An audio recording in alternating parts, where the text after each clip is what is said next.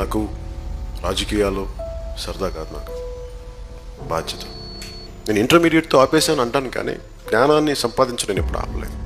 ఒక పొలిటికల్ పార్టీకి జ్ఞానం చాలా అవసరం. నువ్వు ఎందుకున్నావు ఈ పోరాటంలో, ఎందుకు ఈ పని చేస్తున్నావు? ఒక వరి పైరులోని ఒక గింజను నాటితే అది కొన్ని వందల కంకులు ఇస్తుంది. ఒక మనిషి ఏమి ఇవ్వడు, ఎంతసేపు తీసేసుకోవడం చెట్ల నుంచి కాయలు తీసుకుంటాడు, పంట నుంచి ఇది తీసుకుంటాడు, ఏమి ఇవ్వడు.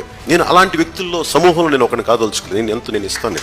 ఎంత తింటావు, ఎన్ని ఇళ్లలో ఉంటావు, ఎన్ని కార్లో తిరుగుతావు. నేను 1000 కోట్లు సంపాదించే సత్తా లేక కాదు, నేను ఆ దారి ఎంచుకోలేదు, అంతే. నాకు వద్దనుకున్నాను. మనుషుల కష్టాలని, వాళ్ళ కష్టాలను గుర్తించి వాళ్ళ పక్క నిలబడటం తెలుసు. అందరూ బాగుండాలని కోరుకుంటాం.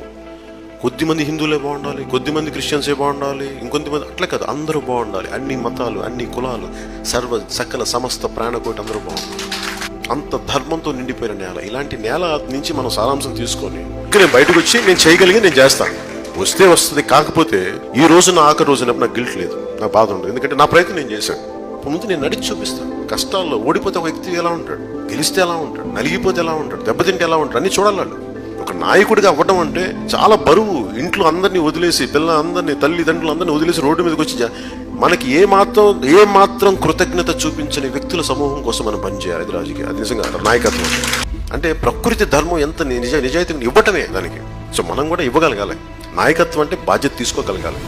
ఉదాహరణకి ఒక అరక్కి వెళ్తే ఆడబిడ్డ అడిగేది ఏంటంటే, అన్న మాకు స్కూల్లో ఈ హాస్టల్స్లో ఉంటే ఈ ఆకతాయి కుర్రలు రాళ్ళు ఇసిరేస్తున్నారు, మా కిటికీ దగ్గరికి అలర్ట్ చేస్తున్నారు. అలాంటి కంప్లైంట్స్ రాని సమాజం కావాలని నేను కోరుకుంటాను.